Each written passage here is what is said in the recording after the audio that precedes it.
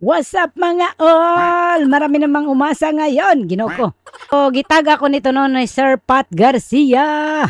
Nag-post kasi ito si Sir Pat Garcia about dito sa bagong in-stream ads, no? Earn money from Facebook for all your well-performing eligible content. 0 of 0 criteria met. Thank you. Shoutout sa iyo, Sir Pat Garcia. Okay.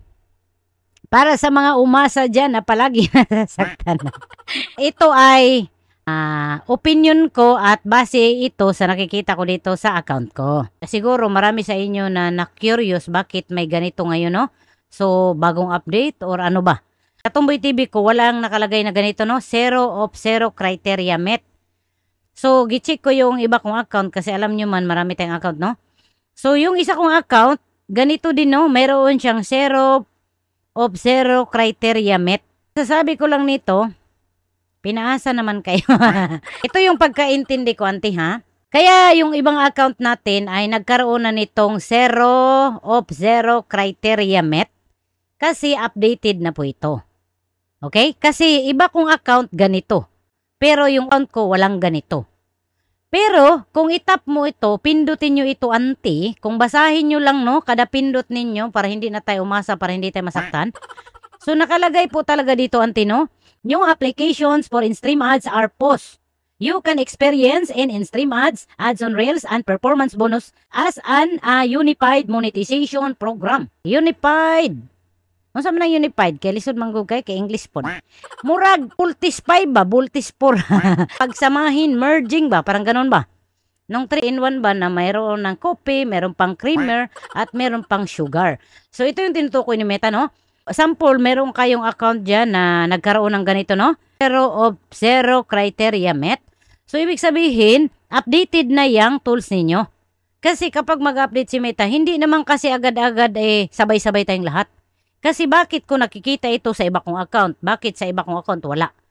At saka, kahit naman ganito yung makikita nyo dyan, na may 0 or wala, same thing ang sinasabi ni Meta, na ang application sa in-stream ads are post na, auntie. Nag-stop na sila, auntie, no?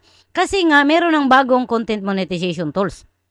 Kasi alam ko sa inyo dito, nakuha na yung 60K. So, umaasa pa rin kayo na makaset up, ma-approve. Iniisip nyo, itong in-stream ads, ongoing pa rin. At saka, iniisip nyo, wala nang requirements. Pero, meron pang in-stream ads. Alam ko, kasi umaasa pa rin kayo. Na siyempre, disappointed kayo. Kasi nakuha nyo yung 60K. Tapos, pinahirapan lang kayo, nakuha 60K ang followers. Tapos ngayon, nag-set up, na-disapprove, hindi na-approve. Until now, pinapaasa, pinapantay ni Meta, no? Wala man tayong magawa niyan. Kasi nga, system nga ito at saka nag-update si Meta. Kung nakapag-set up kayo ngayon ng in-stream ads, tapos until now, in review, so antayin nyo na lang. Kung ma-approve kayo, congratulations. Para naman sa nagbabawas yung minutes, so kung ako sa inyo, kaysa pagsikapan ninyo dyan na makuha ang minutes, mag-send na lang kayo ng interest or mag-content. Malay natin, mabigyan kayo nitong bagong content monetization tools kasi invitation ito. Pero pwede kayong mag-send ng interest. Meron akong tutorial paano mag-send ng interest. Ilalagay ko sa comment section. I-try ninyo, wala pong bayad yan.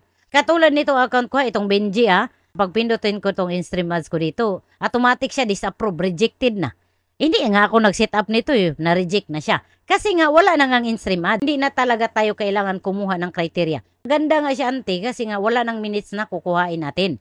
So invitation na siya. Basta ito yung pagkaintindi ko nito, ha?